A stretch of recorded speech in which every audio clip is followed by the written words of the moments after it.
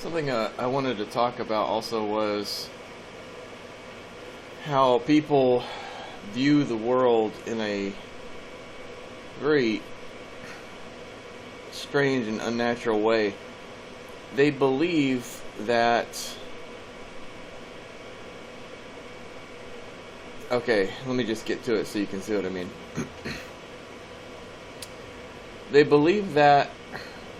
See, there's so much nonsense from the Old Testament, from like the first 5 books. The world being created in literal 7 days, the order was wrong, etc. But they believe that the moment the humans ate an apple, all of existence changed. The structure of everybody's DNA, everything changed now to where now things could die. They believe this. This is insane. Okay, this is not how the world has ever... We've never once seen any reason to believe that this is how the world functions. This is one of the thousands of ways we know that the Old Testament writers were liars. They were making things up. They don't know what they were talking about. They were telling stories to kids, but they had no idea what they were talking about. And this is just a fact, and people need to accept it. Just as the story of the Ark was total nonsense, how the penguins and polar bears got back to the polar ice caps from the desert, what did the carnivores eat, how wood could never support a ship the size, a wooden frame could never support the ship of the size Noah supposedly built, how humans to this day have never been able to recreate the ship that Noah built based off of wood, etc. The Old Testament is full of lies and nonsense, just full of it. And it's one of the reasons why people are driven away from a belief in Jesus, because they think that somehow they have to also believe in the nonsense of these Old Testament Jewish writers, as well as Jesus and his resurrection and his promises. They're completely unrelated, unconnected. They have nothing to do with each other. On one hand, you have these brood of vipers, these children of snakes, these liars. What did Jesus even say? Before me, nothing but thieves were here. Nothing but liars, imposters, thieves. That's all that was before him. And that refers to David and everybody else. Jesus literally said, before me there's been nothing but thieves. That is a huge claim that Christian apologetics do not want to handle. They just completely just gloss over and overlook. Jesus said, now someone's going to say, well, he was just referring to the people in his lifetime that are claiming to be the Messiah. Look at the claim that he makes and ask yourself if that's really the case. All that have come before me were thieves. All that have come before me. He didn't say the people in this time. He didn't say all these people claiming to be the Messiah. No, he said all that have come before me were thieves.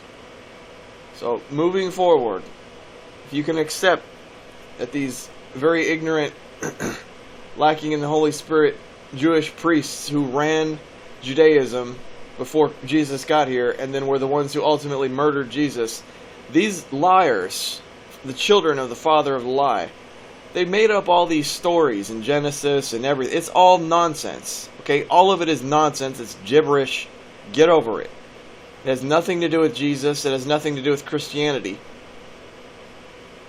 Christians have made the grave mistake of trying to use new wine in old wineskins, new garments, patching old pieces of garments to new clothing that Jesus warns about. They've tried to mix what should not be mixed. I wonder if that's what the abomination that causes desolation means. But anyway, Old Testament is nonsense. Okay, and I didn't mean to get into a video about starting to prove point how this is the case. But one more nonsensical view that is held in the Old Testament is that somehow all of existence just changed. Everything, our DNA, how we age, how disease happens, everything just changed because one human being ate from a tree. Now, which is more likely, that this is a fable, like a childhood story, or that this is actual physical reality, that this actually happened? Which is more likely? That it's a made-up story that is unable to fit the facts of the reality we can perceive, or that this was actual reality? And so, along the lines, it's an insane form of thinking. And I call it insane because, like I say, for hundreds of years, and I say only hundreds because it's only been hundreds that we've been able to truly document our experience, printing press, writing things out. Before this, it's been a lot harder. Our ability to measure the world was also not as good. Modern science, I guess you can say, has helped us a lot in terms of understanding how things work, basic things. And yes, the world being round was a discovery that was ultimately rooted in the scientific process. We used technology to build ships, and then once we sailed around the world, how could this be if the world is flat? We begin to change our understanding of the world, update it if you will, make it more accurate, to realize the world is not flat. It actually has to be round in some way, how, shape, or form. Even though we didn't even see it for ourselves. And then later, of course, we had spacecraft. We can see it for 100% fact that it is round, to confirm what we suspected for some time, based on the evidence at hand. And so when you hear stories about how humans lived for 1,000 years and there was no disease or death or anything before they ate from the apple, back in the days when before incest was required to keep humanity around. Yeah, this is a very insane way of thinking. It's basically a hatred of truth, because we can actually, with our own abilities, so say, trust not in your own understanding. Listen, Jesus says many times, judge for yourselves, think for yourselves, judge for yourselves. What do you think? So he was actually telling us to use our reasoning. Jesus was, believe it or not. He never once said to suspend your judgment. He never once said you should, stop your judgment and just listen to what I have to say, like the Old Testament God would say. He said, think for yourselves, use your own judgment. What do you think? And then he would use simple parables to show a point. It is really, really sad that Satan allowed Christianity to adopt all of the lies and insanity of the Jewish culture. All of the brutality, all of the lies, all of the insanity. And he used that and transferred that over into Christianity and made it basically Judaism 2.0. Where they just kind of acknowledge Jesus as the leader of this belief. But it has nothing to do with what Jesus taught about. And it hates the truth. That's the thing that irritated me the most when I was discovering how we don't know who wrote the Bible or when. During that process, the thing I found to be the most irritating, and in some ways the most convincing of the direction I was moving when I was going towards agnosticism, was the hatred of truth that Christians have. They have got this just total stubborn hatred of... It's like they're psychologically so weak that they cannot accept reality the way it is. So they just put their fingers in their ears and say la la la, and they won't listen to anything, and they try to justify the most ridiculous things. And I never heard a single Christian actually explain how you can say the Bible is infallible. Not one. Not one. There is heavy denial, there is heavy delusion, there is much love for lies. This is actually one thing that I developed a respect for the agnostic and atheist community, is that many of these people, I think what happened was they were repulsed by the moral evil of the Old Testament God. They could see Satan plainly for who he was morally. They could actually tell, this is evil. Okay? Sacrificing animals on a regular basis, that's wrong. just to please God? Are you kidding me? The God of heaven is not pleased by the murder of innocent beings. Satan is, though. Satan loves the smell of the innocent beings being murdered. He loves their blood. He's all about blood. Satan loves blood. Look at the modern day Illuminati. What do we always hear about them doing? Sacrificing things, blood. What was the Old Testament God doing? Wanting people to sacrifice things, blood. They can't put two and two together. The Old Testament God was Satan. Open and shut. Case closed. Okay?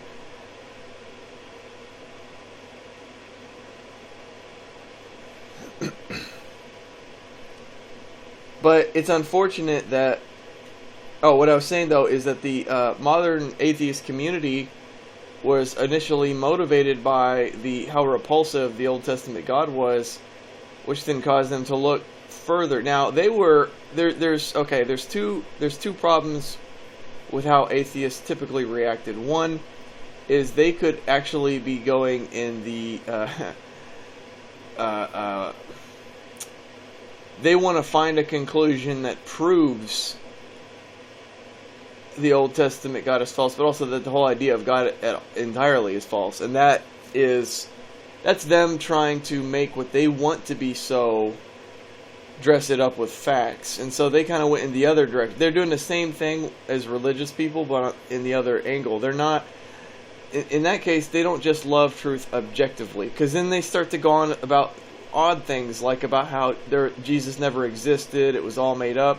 They don't know that. I mean, and there's no reason to think that. We have more reason to think that Jesus existed. That much of what was recorded from what we have, something to that effect happened. That there were some miracles that went on. That there was this Christian movement where people were willing to face martyrdom because they really believed that there was heaven and so on, and what would cause them to think that. So atheists go overboard in the other direction trying to justify their belief. They just don't want to think there's anything, because that's just so preferable to the idea of an Old Testament God. And this is how Satan accomplished this. He was able to get Christianity to become Judaism 2.0. Isn't that sad? But it's so like Satan. It's so like Satan and his minions. He doesn't attack the church from the outside. He works from within the church. That's how Satan's MO is. He infiltrates. He's an angel of light. He's not the guy on the outside who's, the red horned devil atheist who's pointing about how how much he hates Christians. No, he's the one claiming to be a Christian. And yet still subjecting people to Yahweh, Satan of the Old Testament. He's still trying to keep people under curse. He's still trying to keep people thinking that God is evil, that God brings plagues, that God brings death. That this is what Satan did. He's an evil and deceptive spirit.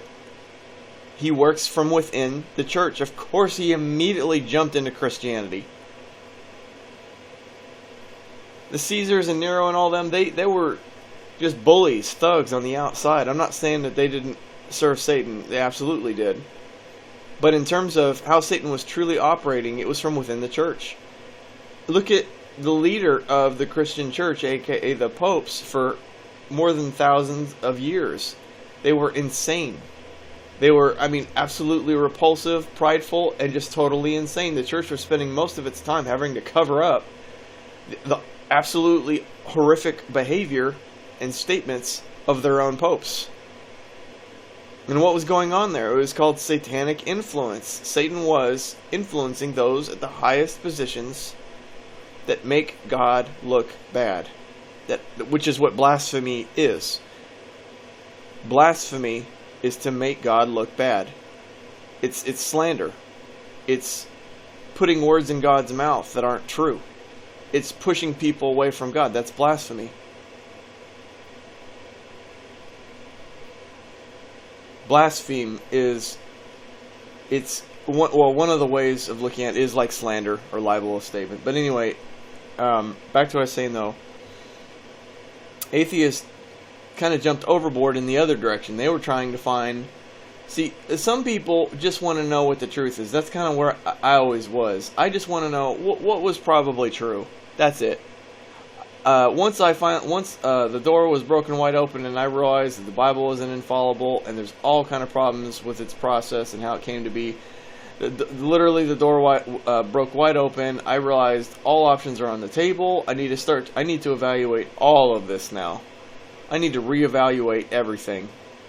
Everything that I was thinking up to this point is suspect. And because I just wanted to know what was true. What was most likely, what do we know and what do we not know? What do we know and what do we not know? And there's a lot that we don't know. Like I said, that's where faith comes in. But I just wanted to know what was true. But I noticed that when I was going through this process, there were two camps of people, the extreme camps. One was trying to find facts to fit the conclusion that they want, and that's either the religious or non-religious side. They were both doing it. And that was very irritating to me. So even the idea of atheism to me is nonsense. How are you going to go and say there is no God? Now they're going to say, they're not saying that there's no God. They just, until someone proves to them that there is, they don't think that there is. Okay, I get that. But it still sounds pretty stupid. I mean, don't you think agnosticism is kind of the more accurate? Agnosticism, meaning, is the belief of like saying, I don't know. Isn't that more accurate anyway? That's I guess my issue is that's why anytime anybody identifies with atheism, it really, to me, seems like emotional abuse that came from religion, and they are anti-Christianity. They are anti-religion. And it's not that they love the truth, it's that they try to find truths to attack religion. And that's usually what exists in the atheist camp, which is why I always identified more with the agnostic camp when I went through this period of doubt. But I love the truth. I let me tell you, like a living example, even yesterday, just so you can understand, I'm not just speaking out of my butt, and I mean it, and I live it. So I lost 2 of my dogs in the last 2 months. And I spent a lot of money trying to keep them alive, but both of them passed very quickly after all the efforts. More than $5,000 of money in vet bills between the 2 of them, and they both passed literally within a week or a month after the process of trying to help them began. It's been devastating. I've lived alone for my whole life, 20 years of adult life, and the last 13 I lived with them, so they were like my kids, they were my family, they weren't just dogs. It was devastating. It was absolutely devastating, okay? And I hated going to the vet after I lost my second one especially, and had to have her put down when I was there. Nothing they could do, internal bleeding. She was going to bleed out within the night. She was in pain. There was no cure for her. Her cancer was too far everywhere else. There was nothing they could do. She was 2 weeks chemotherapy. It wouldn't have done any good anytime soon. Had to put her down. I began to really hate vets. Not only because they took all of the very hard-earned money, working a $9 an hour job, $8 to $9 an hour for the last 8 years. The most I've ever really made is anywhere from $8 to $10 an hour my whole life. So $5,300 in vet bills is a lot of money to me. That's like all of my savings for more than a year after living expenses and taxes, make $10,000 a year. So it's a lot. It was more than a year of having to work at some awful place I don't want to be, and only to lose them anyway. So now you can understand why I hated going to the vet. Not only is it a place where I'm going to get hurt emotionally, I'm also going to get hurt financially. I hated going to the vet. Really did. But my boy dog, Toby, my last one, he was showing some disturbing symptoms this past week especially. And last month when I had him blood tested, his liver counts were higher than normal. But I didn't see any symptoms then. But I was seeing symptoms this last week. I realized there's something going on with him. Now, there's 2 things I could have done. My trauma and my hatred for going to the vet and losing lots of money only to find out my dog's going to die anyway. Like, I was really afraid is maybe not the word, really bothered by the idea that I'm going to bring Toby to the vet, pay $5,000 to have them tell me that I need to pay another $1,000 or $2,000 just to maybe save him through surgery. Maybe. And even if I save him through surgery, maybe only extend his life 6 more months. And I feel just because I've loved all of them unconditionally so much without limit. I mean, I'll pay any amount of money that I have for them to live as best they can, as long as they can. So it's like I'm hostage to their situation. So going to the vet, to me, I didn't want to do it. I didn't want to face the reality that he had cancer, and I don't even want to accept that I've lost my other two. I really don't. To this day, it's been more than 2 months since my little one, and a month since Jenna, and I don't want to accept that they're gone. I don't like this new life. I don't like the fact that my babies are gone. I hate it. I absolutely hate it. So do you think I want to go to the vet to hear them tell me that my last dog has cancer? Do you think I want to hear any of that? No. And you think I want to pay to hear that? No. But why did I go?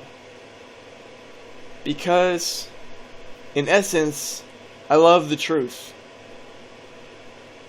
I needed to know what was really happening with Toby, if he has any chance of making it.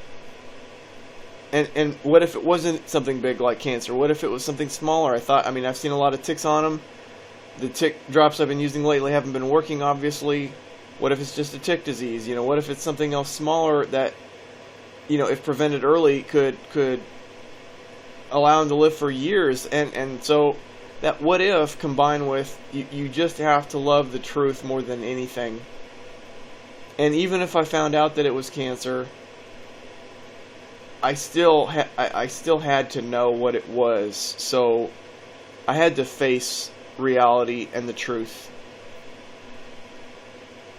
I had to. For his sake. That was an example of how I love the truth more than I love being comfortable. I love the truth more than anything, really.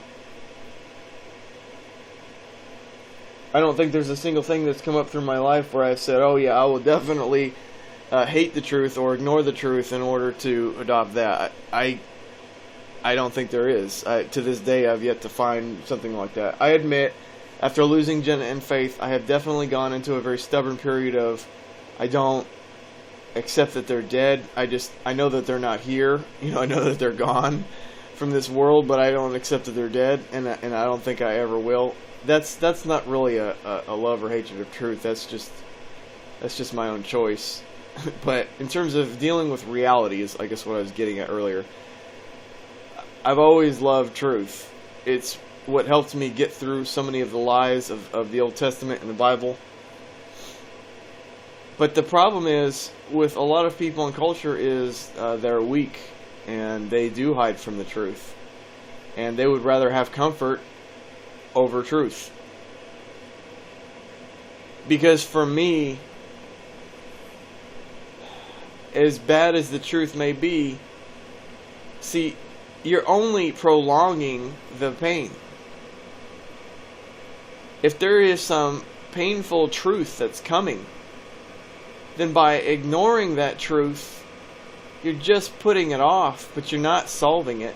So in terms of your eternal resting place, salvation, whether you're going to heaven or not, you could ignore this subject your whole life. I hate to tell you this, at some point, and if you're lucky to even have a deathbed, like Jesus said, for many, death comes like a thief. It comes like a thief at a time you don't expect. But let's say you were fortunate enough to have time to know, you have time to go and make things right with God before you go. You're going to have to face it sooner or later. Why wouldn't you want to face the truth sooner? Why wouldn't you want to address these issues sooner rather than later? The sooner you do it, the sooner you can actually live unhindered. Because you will live hindered. If you're constantly hiding from the truth, it kind of reminds me of somebody who is maybe like afraid of the IRS. I hate the IRS too, by the way.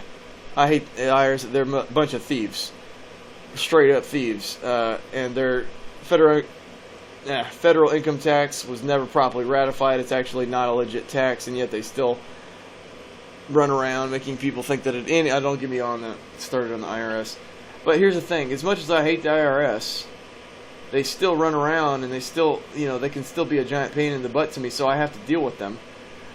And, there'll be, I've been very famous for not filing for years, and it's not because I'm afraid to, it's because I won't file until they say, hey, why haven't you filed? Because if they don't care, then I don't care. I'm not going to waste all the time, effort, and in many cases money to file a tax return until it's necessary. So for me, it's not so much fear, it's a logical thing. It's just until they say, hey, we didn't get a return from you on this year, then I'll do it.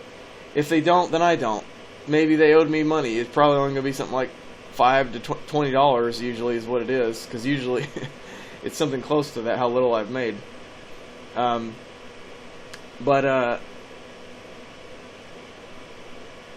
I don't run from the truth on that kind of stuff. But there are people that they are afraid to face the IRS.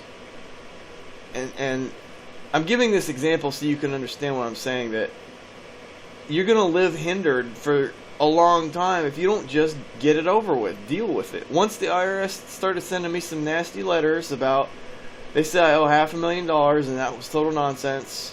Total nonsense. Back in 2017, I was buying and selling Bitcoin, and so they only counted all the sells, and they didn't consider all the wash. It was wash trading. They didn't consider all the buying backs. So on their books, they had a total of like $800,000 of Bitcoin sales, but they didn't know that I was just buying it and selling it, buying it, selling it right back. So I ended up eventually having to just file so that they, in their insanity, didn't think, hey, I was going to tell them, guys, if you can tell me where that money is, I will definitely pay you that $400,000. You know, if you can tell me where that money came from, where it is, I will give you half of it for sure. But, yeah, so I eventually filed because it was an issue. But here's the thing. At that point in time, I could have hid from it. I could have ignored them. I could have hid from it.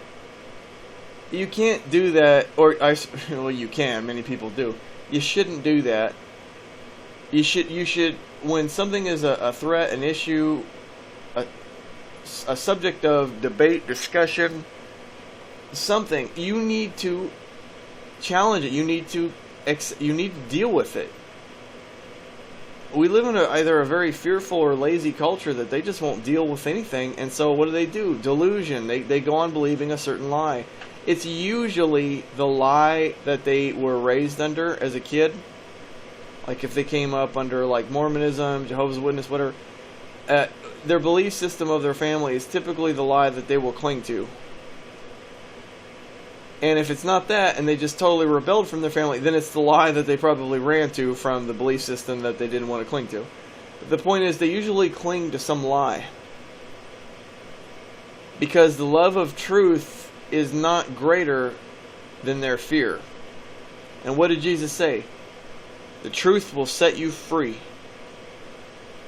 It'll set you free.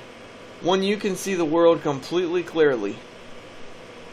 Completely clearly, that sounds weird. Completely clear. No, I think it is clearly. Anyway, when you can see the world clearly, there is a great sense of relief. Like if I were to go to the vet and find out that Toby did have cancer, there wasn't much I could do about it. I could try doing surgery, all that. At least I know what it is. At least I know what I'm dealing with. It may not be pleasant, but at least no longer I don't have to worry about unknown. So for people thinking about, Jesus and their understanding of his life and his message and their place in heaven, they put this off, and they put this off over and over, and they're afraid to just confront the issues because they're afraid of what they're going to find. They're afraid, what they're really afraid of is actually the Old Testament God. That's what they're afraid of. They are afraid of Satan. It is Satan that keeps pushing people away from the door. You need to ignore every single voice in the Bible except the voice of Jesus in Matthew, Mark, and Luke. And I only say those three rather than also John, just because of, don't get me on this about the subject of John, the Gospels of John, how they're so much less reliable, etc. It's probably the Gospel of Paul. Anyway, but Matthew, Mark, and Luke, at least those three, listen to the voice of Jesus, listen to his teaching, listen to what he says, go off of that. Everything else doesn't matter. Jesus was the teacher, he was the Messiah. Trust only in him.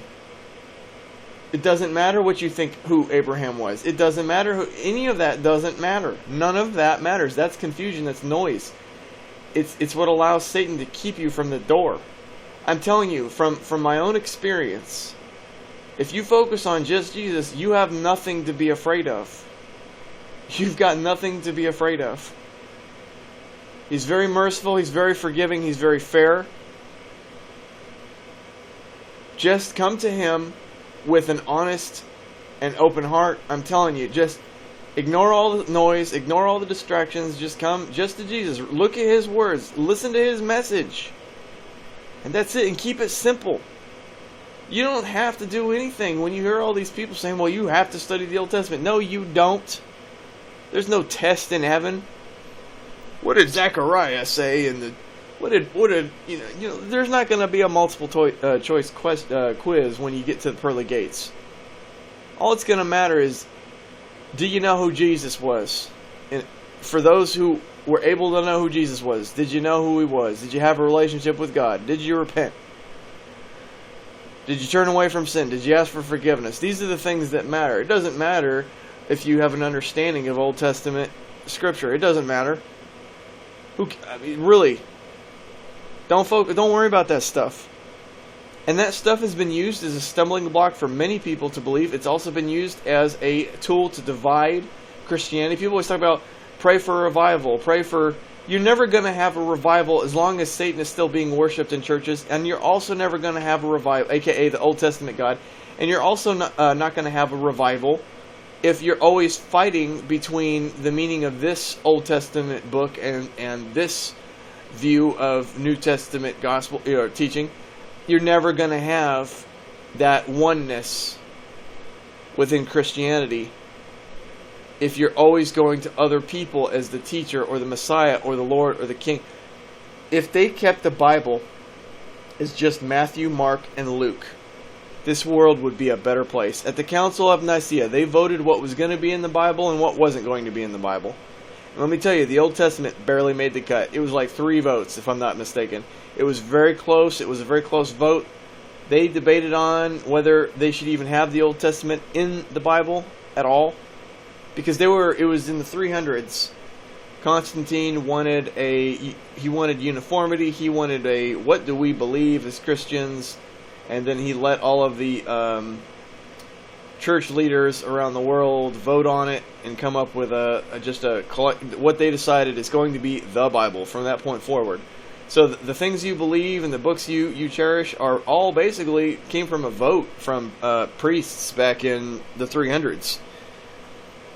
Of the books that will and won't make the cut. And Revelation also barely made the cut. Old Testament barely made the cut. Revelation barely made the cut. Their philosophy was, let's just put it all in and then let the people themselves decide ultimately what they're going to believe or not. They decided it would be better to leave all rather than subtract some, just because they didn't want to be responsible for withholding something maybe that people needed. So I can understand that thinking. I mean, it makes sense. Give everybody all the information and let them make their own choice rather than choose for yourselves what information the people are going to get. And because then you're playing God big time. And so I could understand that decision. I just do think, though, that the world would be a better place if the Bible was just Jesus' teaching. And my argument for that would have been, is Jesus not our teacher? Was He not the Messiah? Was His message the most important message that we could receive? Okay, then don't you think that should be its own book, and that should be the book that people study out of in church every week, and all the other stuff should be scholarly? Like, you can still go to these other Old Testament, but you can still go to these books and study the stories. Listen, although I dislike most of the Old Testament, there are some stories that are absolutely beautiful, like the story of Joseph is one of my favorite stories in the whole Bible. The story of Joseph is just an amazing story. I don't know if it's true or not. For those of you who are super knowledgeable and can sit there and tell me that, well, it's possible that maybe it never happened, yada yada, I know. But going along the idea that it's true, the story of Joseph is just a very amazingly beautiful story. You have, for those who don't know the story of Joseph, it's, as a kid, he was given dreams and visions of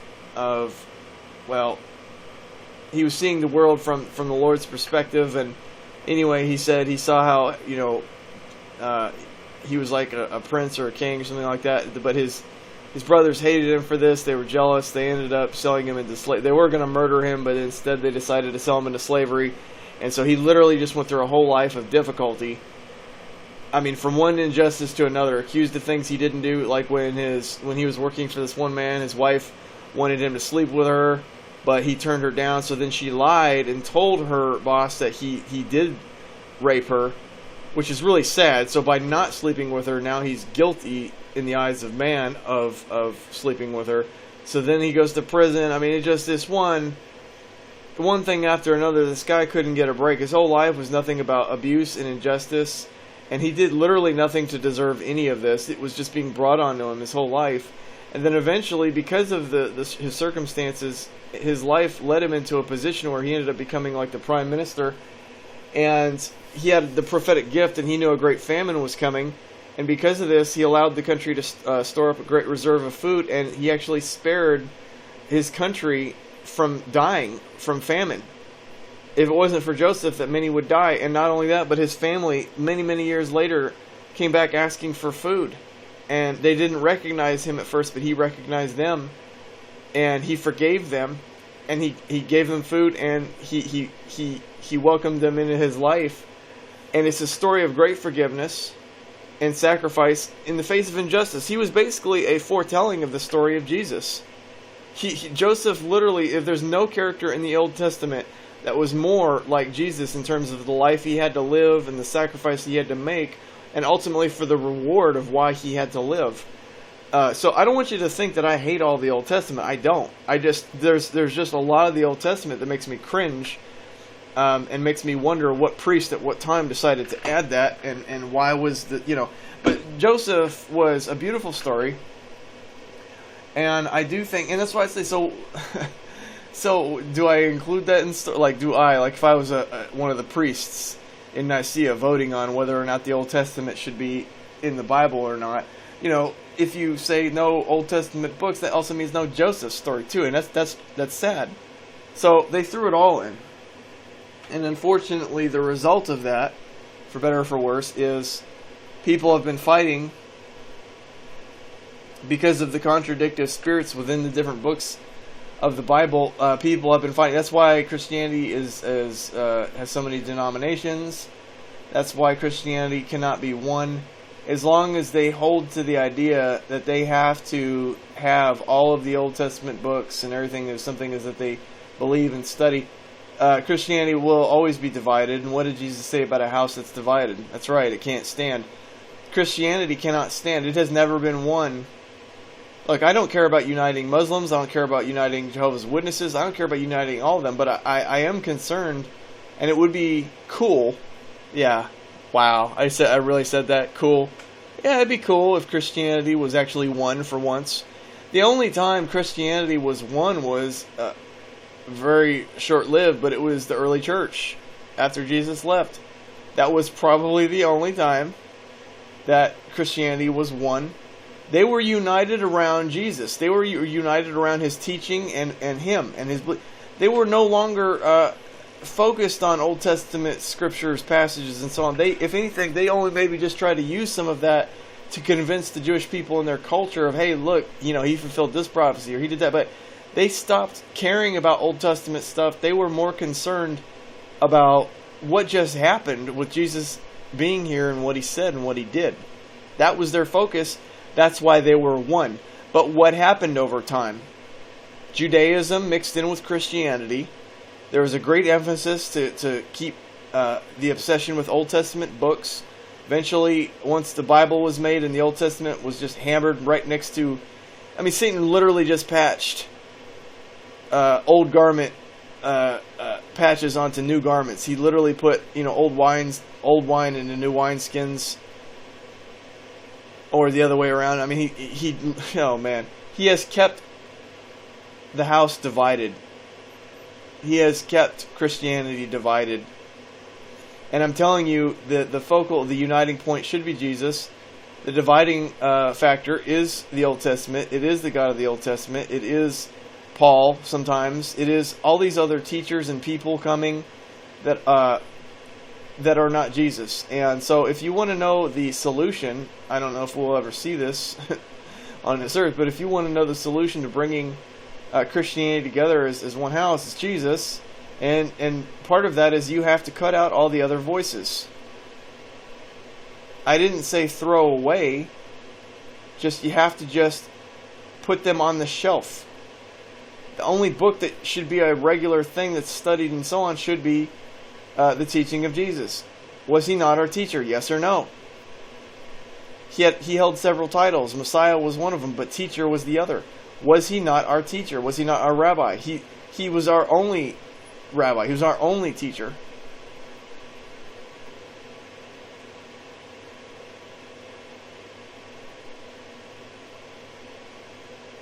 So if he was our only teacher, we have only one teacher. He made it clear when somebody, when he says, you're not to be called father because you are all brothers. You're not to be called rabbi or teacher because you have only one teacher, the Christ. And you're not to be called father. No one here is to be called father because we have only one Father, our Father in heaven, and we're all brothers. He's making it very clear. And yet people deified Paul as their teacher, as their rabbi. This is a form of idolatry, in a sense, and disobedience to what Jesus is saying. Listen, Jesus was very, very kind and modest about how he gave commands, but they were commands. They're very subtle. Like when he said, do not worry. Do not worry about things you're going to wear. Or it sounds like he's just making a cool little suggestion. That was a command.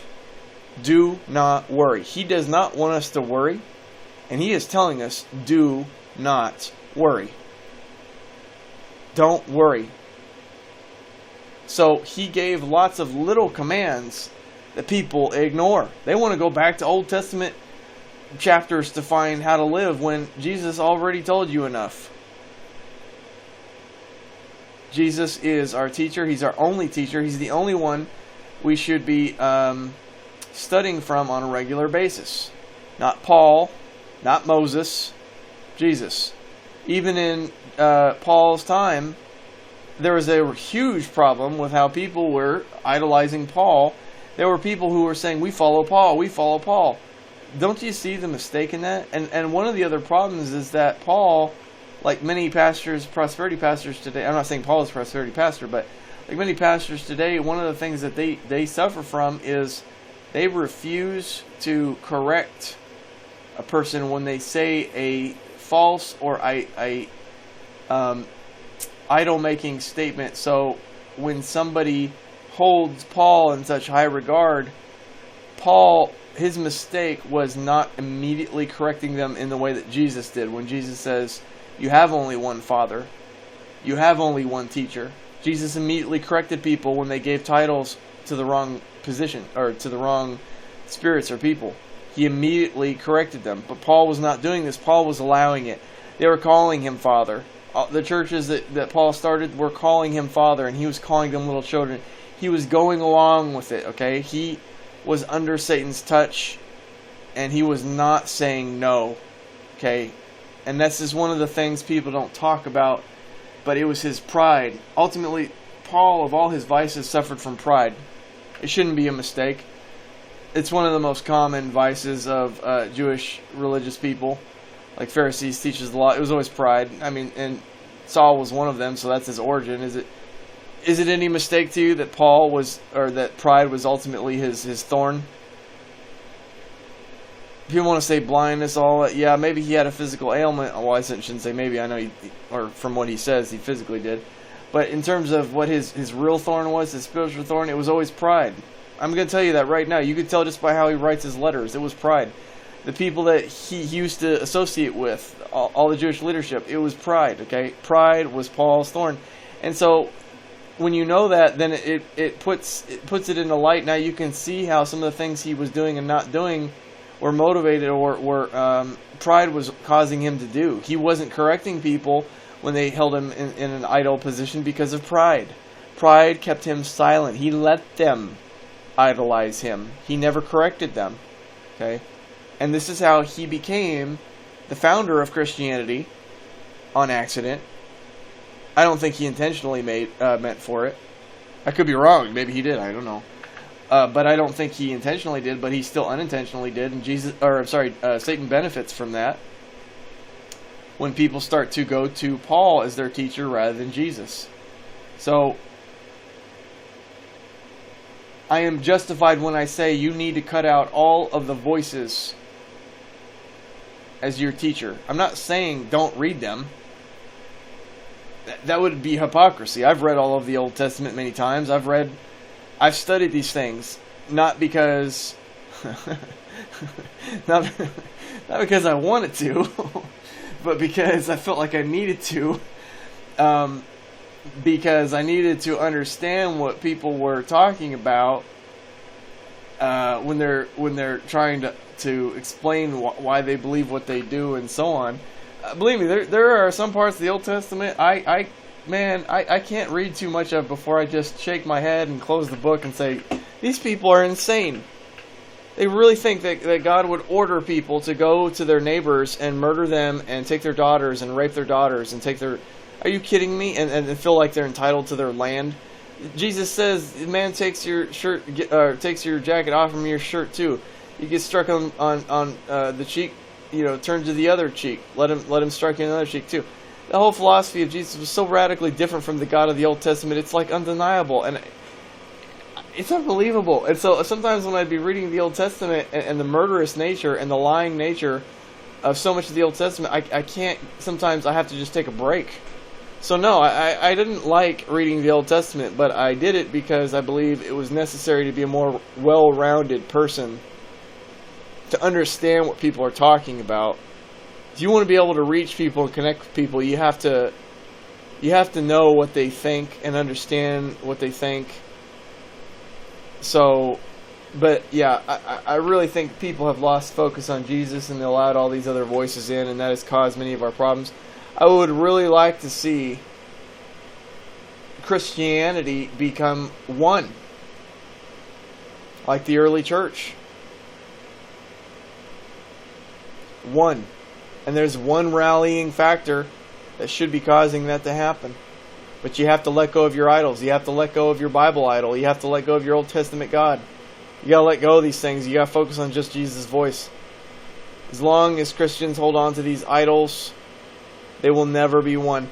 I sometimes wonder, this is now, what I'm about to say is just suspicion. I know, I should not end a video on suspicion. What a dumb idea. Why did I even... What I was about to say was, it makes me wonder if Jesus doesn't finally return until his people have become one again. And that this whole time has been like the wandering of the Hebrews in the desert for 40 years. The thousands of years. People say, why did God let this go on for thousands of years? No differently than some people might ask, why the Hebrews wandering in the desert for 40 years? Now I'm just using an analogy here of the Hebrew story, okay? Why would he allow this to go on for so long? There's a number of answers to that, but one of them, though, I believe, is it's taken us this long to finally get it. I suspect that it's not until his people become one again that he will return. So you have to ask yourself, if you're a Christian, are you helping or hurting that goal and effort of bringing God's people as one people again? Are you helping or hurting? Are you keeping people divided? Now listen, I'm not saying you should unite yourself with Satan. No, I do believe in division. I do believe in keeping yourself separate from false belief. I do believe it's very good practice to stay away from witchcraft. Like Jesus says, if your left eye causes you to sin, better to gouge it out. Better to go into heaven with one eye than with both eyes and go, to hell, destruction, whatever.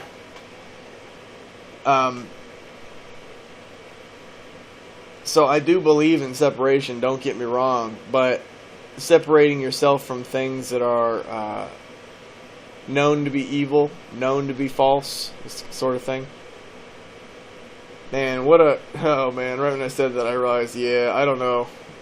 The world might just come to an end before Christianity ever comes together. They just don't want to give up their idols, man. They don't want to give up that Old Testament God. They like the idea of a God who, if they do good things, they get good things in this world. That's Satan, by the way. Because it completely lacks. Look, this is God. This is Satan's kingdom. God's kingdom is in eternity, where nothing dies. That's where God's kingdom is. Jesus said this: if my kingdom were here, people would fight with weapons. Jesus' kingdom, God's kingdom, is in eternity. This world is Satan's world. Satan will give you things in this world if you do good things. He punishes and rewards his people in this world. This is why Judaism was clearly satanic. They held to the belief that, and this is also why Job had such a hard time, because he was surrounded by total idiots who worship Satan and believe, oh, it's because you've sinned that these bad things are happening to you. See, because they believe, they worship Satan. That's how Satan operates. If you are good to him, he's good to you. And if you're bad to him, he's bad to you. And he does it to you in this world. That's Satan. That's how Satan works. That's who Satan is. Old Testament God was all about that. This is why the Jews in Jesus' time didn't believe in an afterlife. They didn't believe in heaven or eternity. All they believed was this world. And they believed that God was basically here to benefit them in this world. That if you don't sin and you do good things, that good things will happen to you. Idiots. Total idiots. I mean, like Jesus said, rain falls on everybody. They should have known better. But they still held to this belief system that it was almost like prosperity pastors in the early days. Maybe that's also why people still hold to the Old Testament so much, is because churches now for a long time have become, or have been so prosperity driven. Like even in the dark Middle Ages, you know, if you go to church and you do all the things we say you're supposed to do, then your harvest this year will be good. Or this, you know, they'll and we'll see. And then if the harvest was bad, so you must have had sin. There must have, and so the people believe it. Oh yeah, because see the church leaders know that people are going to keep sinning. They know that, so they like to do that. You know, the one year they have a good harvest. Oh, okay, you've paid your tithes. You've done all the things we've told you to do. So that's why your harvest was good. And then if it's ever bad, it was ultimately cause and effect. We sometimes call it chance, but it was ultimately cause and effect. The harvest had nothing to do with whether they sinned or not. Like Jesus said, the rain falls on the good and the bad alike. It's not how it works. God's reward or punishment, if you will, is in eternity. It is not here. Okay? And his reward is love. You will feel his love. That is his reward. And for those who are in contempt of God, they will feel his contempt. But his reward and his punishment is in eternity. It's not here. Whether your crops are good this year, whether you lost your loved one, it had nothing to do with the good or bad in your life. It's just, it was the way it was supposed to be. This is not an excuse to stop doing good. You should do good because it's good. How about that? You should do good because it's good. But if you do good only because you think some good thing is going to happen to you if you do it, then you are actually in this for Satan's reward. You're in it for Satan's reward. A child of God does good things because of the goodness within their own heart. There is no reason for it. They just do it. That is what a child of God does. But a child of Satan does good things only to receive good things in this world. And sometimes it's not just things. Sometimes they like the praise of people. Sometimes it just has to do with their ego. They like to be praised as a good person sometimes. But it's only for this world. That is the MO of somebody who follows Satan. Now, both people will claim to follow God in this world. But I'm allowing you to see the difference.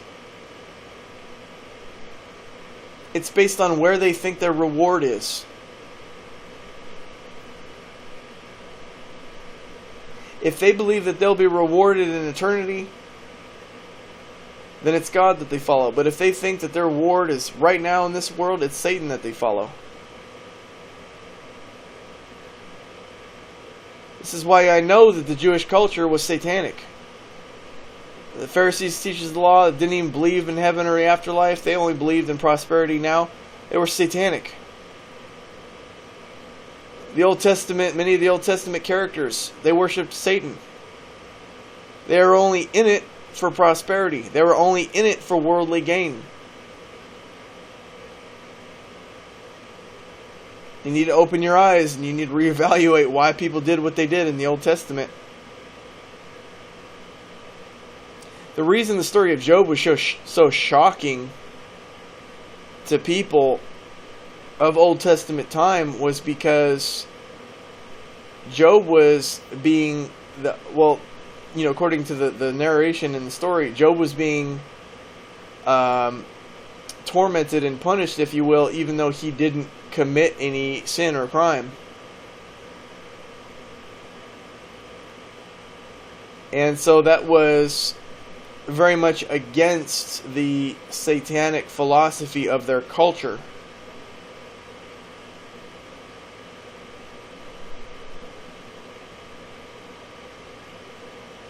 But, the Jewish culture, the Jewish belief system has always been very, you pat my back, I pat yours, all about worldly gain, prosperity. Pastoring is nothing new. Why do people think that this is only something that's come up in the age of the internet and TV? Prosperity pastors have existed for thousands of years, before Jesus even. But you don't think that the priest class of the Hebrew people weren't prosperity pastors? Of course they were. And all the popes and cardinals and priests of the Catholic Church who ran Europe for more than 1,000 years, you don't think they weren't prosperity pastors in their own way? Do what we say and good things will happen to you in this world. They were all prosperity pastors. They're all thieves also. Jesus called them thieves. All those who came before me were thieves. They were liars, thieves. They caused people to worship Satan.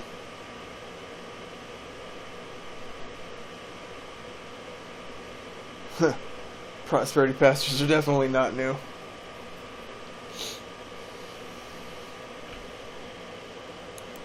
I don't want you to think that I'm speaking like from the moral high ground or high and mighty. I've gone through a life because I came up under a Christian upbringing at Baptist churches. I was heavily subjected to the Old Testament God.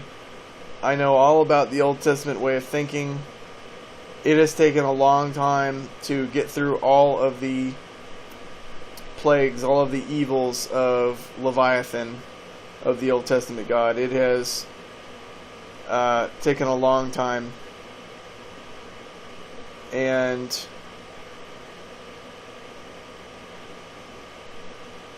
even to this day, it's sometimes hard to when you like when I lost my dogs. This was the first time in a long time where I very quickly I backslid into old thinking. I felt like when I was losing my dogs, I felt like this had to be because of some horrible thing that I did. You know, that was one of the thoughts. It had to be because some horrible thing I did. Trying to figure out what it was so I could ask God for forgiveness of it. I also thought maybe it's because of how I'm not some big pastor, or I'm not a missionary. I'm not doing things that people who work for their salvation basically tell people they have to be doing. So I had this feeling like I'm not working enough for God, so that's why these bad things are happening. See, that philosophy is exactly the satanic philosophy of the Jewish culture. It's if you do what God wants you to do, then good things happen to you and bad things won't. And if you don't do the things God wants you to do, bad things happen to you in this world. And that's not how it happens. Faith had a genetic disease that finally triggered. Jenna had cancer. This rain falls on everybody. It just happened. And it had nothing to do with whether I wasn't doing what I'm supposed to or not, whether I was being a good worker or not, whether it had nothing to do with whether I sinned 100 times or only 20 times last year. It had nothing to do with any of that. The rain falls on everybody. But after I lost the dogs, I began to backslide into old thinking very quickly. Surprisingly quickly. Like, I knew better, and yet I was still for at least a couple months in this state of mind where I was like, well, especially after I lost faith, that's where it started, because Jenna was still in jeopardy, and I thought, man, what did I do wrong? And that's the mistake right there. It's not whether I did anything right or wrong. It's that this is what's happening. And I think this is why this way of thinking, this philosophy, has lasted so long. I almost think it's like an animal instinct. It's just an animal instinct that it takes a lot of mental discipline to suppress and to keep from gaining control of your life, because it is evil, and it's evil because you're going, in a sense, to Satan now for help. You're going to Satan to try to help you from the future. You're bargaining with Satan. I'll do this if you do that. You don't have to bargain with your loving Father. It's actually an insult to have to bargain with Him. Because the moment you treat your loving Father like a stranger that you have to bargain with, that you have to haggle with, I mean, how offensive is that to God? Are you really His kid? His kids can come to Him and ask Him, and they don't have to bargain. They don't have to say, okay, I'll do this if you do that, or they don't have to do any of that. That's part of, when you're a child of God, you can just ask. But listen, I'm going to tell you right now, and this is something that I think this is probably what caused me to backslide. I misunderstood God's no. Or maybe I should say, I didn't accept God's answer of no. So that's when I, without realizing it, was now appealing to Satan. I was now bargaining. When I asked for God to save Faith's life, to keep her from this fate. Now here's the strange thing. 9 months prior, I already had a dream about, it was a dream of Jenna. It looked like Jenna dying. But it was a symbolic dream, and it was Jenna and Faith based on, it was like a combination of both dogs but in one. Looked like Jenna but behaved like Faith. But anyway, in the dream, they died, and I was really troubled by that dream, because it was a prophetic dream. I've had them throughout my life, and I knew that it was going to happen, and I was kind of in denial about it. So what happened was, when Faith started to get really seriously sick, I began to ask God, like a kid to his dad, to heal her. But then after she died, here's what happened. I felt hurt. But keep in mind, I was asking for what God already showed me was going to happen. I was asking against what God already showed me was going to happen. I was asking for my will be done, not God's. That was my mistake. And so what was the consequence of that mistake after I did that? I felt hurt. I felt like I could no longer ask God like a child would ask his dad for help for anything anymore. And what did I immediately do? I started bargaining. And the moment you start to bargain with God, that's no longer the Father you're praying to anymore. Now it has become Satan. You don't bargain with a loving Father. You don't have to. But the moment you start bargaining, that means you're now talking to Satan. You're asking Satan for something. And this is why when I went through the process with Jenna, it was a lot harder. Because now I felt like these things are happening to my dogs because I've been a lazy servant who hasn't been trying to save the world. And now you see, I'm now under the yoke of Satan. I'm under the burdensome yoke of Satan. Now I have to justify my salvation by my works. Now I have to do things, a lot of things now, to make up for what I've done wrong. Now if I want to keep Toby alive, I have to do things. This is all wrong. All of it is wrong. Rain falls on everybody. It has nothing to do whether you were good or bad, whether you worked or not. That's not how this world works.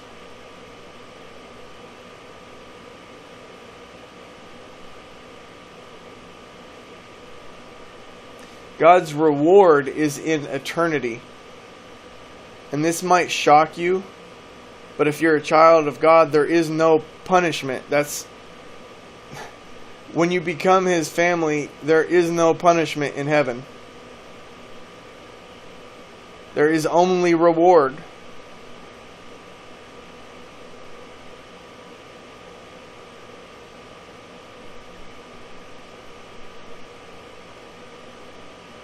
But you should do good things in this world. Should, because it's just within you to do them. That's all. It shouldn't be ever because you think that if you do these things, like, okay, let me give an example here. I almost wonder if this whole thing happened just for the purpose of being able to give this example. I remember there was a time when I was driving Jenna to the vet during one of her serious issues. And as I was driving, I saw somebody walking along the side of the road and thought, oh man, I thought I should see if they need a ride. And I thought, man, I need to get to the vet as fast as I can, and I don't got time to be getting murdered by some random guy on the side of the road on the way to the vet. And then I passed him by, but then I thought about it later, and I remember the passage talking about how sometimes some people are angels in disguise. But you see, this is where my mistaken thinking was starting to come now. Now I started to think that all the diagnosis of cancer and all that stuff was because I didn't give that person a ride. Are you kidding me? Jenna's had this cancer for some time. She had it long before this person walked by. Now, I should have helped the person because that's the right thing to do. Not because it might save my dog's life or anything like that. People should do good things because it's the right thing to do, just because. And they shouldn't do it to try to save themselves from pain or for reward. They should do good things because it's the right thing to do, and they should also know that when bad things happen, it's not because you didn't give that person a ride. They're completely unconnected. At least, well, they are, but if you're under Satan's yoke, then no, you're not going to think that. You're going to think they're totally connected. And that's sad too, because that means you're a constant slave. If you think that they're constantly connected, you're constantly having to do the good things in order to get good things, you are a slave. You really are working for your salvation by that point. You're working for your salvation if you feel like you have to do things for God to justify your place in heaven.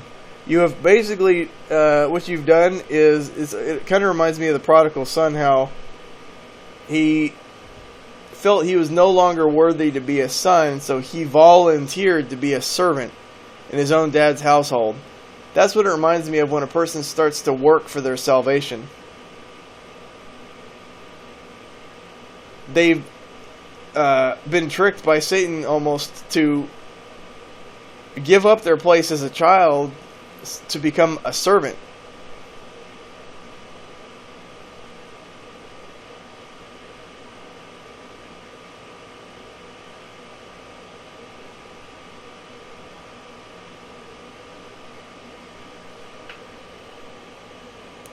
Well, and this is just a theory, but God wants children. He's got plenty of servants. He's got a whole eternity full of angels. He doesn't need servants. He wants children. Did you know that? He wants children.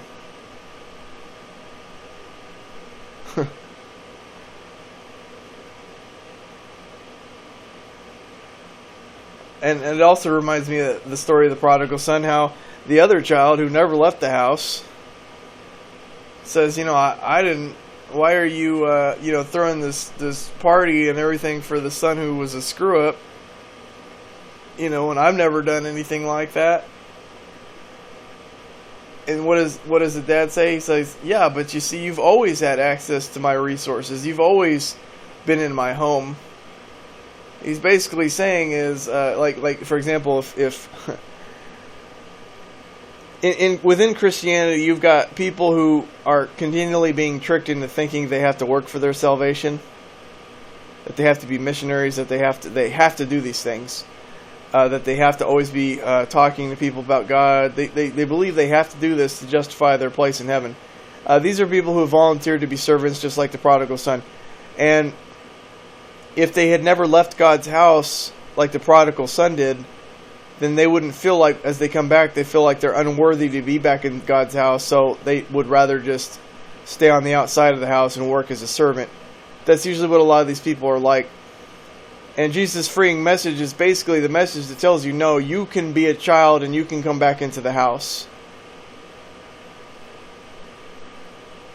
By accepting Jesus, you accept his Father. And you have a right to be his child and be in his house. And you don't have to be a servant out in the field anymore. You can come in now. But it is Satan who likes to keep people under his yoke, who likes to keep people thinking that they have to always be working.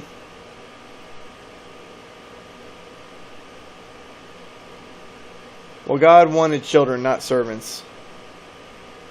Children.